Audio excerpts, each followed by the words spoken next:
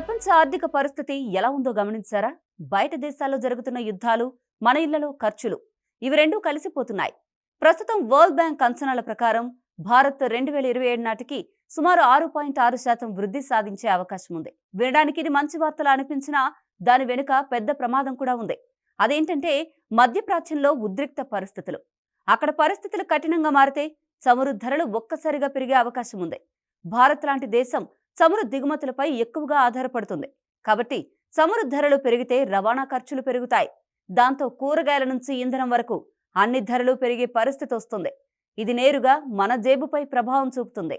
ఇంకోవైపు ధరల పెరుగుదల ఎక్కువైతే రిజర్వ్ బ్యాంక్ ఆఫ్ ఇండియా వడ్డీ రేట్లు పెంచే అవకాశం ఉంది.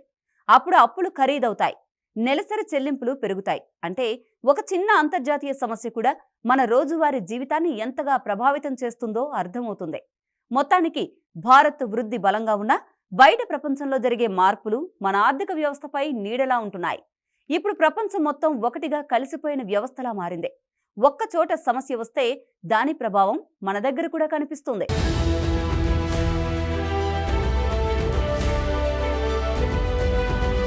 ఇప్పుడు ప్రపంచ రాజకీయ పరిస్థితులు ఎంత సున్నితంగా మారాయో ఒక చిన్న ఉదాహరణతోనే అర్థమవుతుంది.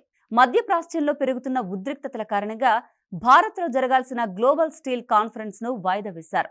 ఇది సాధారణ వార్తలా అనిపించినా దాని వెనుక పెద్ద సందేశం ఉంది. ఈ కాన్ఫరెన్స్ లో ప్రపంచ వ్యాప్తంగా ఉన్న పరిశ్రమలు, పెట్టుబడిదారులు పాల్గొనాల్సి ఉంది. కానీ పరిస్థితులు అస్థిరంగా మారడంతో భద్రతా కారణాలు, ప్రయాణ సమస్యలు, వ్యాపార అనిశ్చితి అన్నీ కలిసిపోయి ఈ నిర్ణయం తీసుకున్నారు. అంటే ఒక ప్రాంతంలో టెన్షన్ పెరిగితే అది మరొక దేశంలో జరిగే వ్యాపార కార్యక్రమాలకు అడ్డంకి అవుతుంది. ఇంకా ముఖ్యంగా స్టీల్ రంగం, నిర్మాణం, వాహనాలు, పరిశ్రమలకు కీలకం. అలాంటి రంగంలో జరిగే సమావేశం వాయిదా పడ్డమంటే భవిష్యత్తు పెట్టుబడులు, ఒప్పందాలు ఆలస్యమయ్యే అవకాశం ఉంది.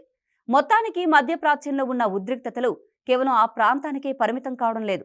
ప్రపంచవ్యాప్తంగా వ్యాపారం, పెట్టుబడులు, ఆర్థిక వ్యవస్థ ఇలా అన్నిటి మీద ప్రభావం చూపుతున్నాయి.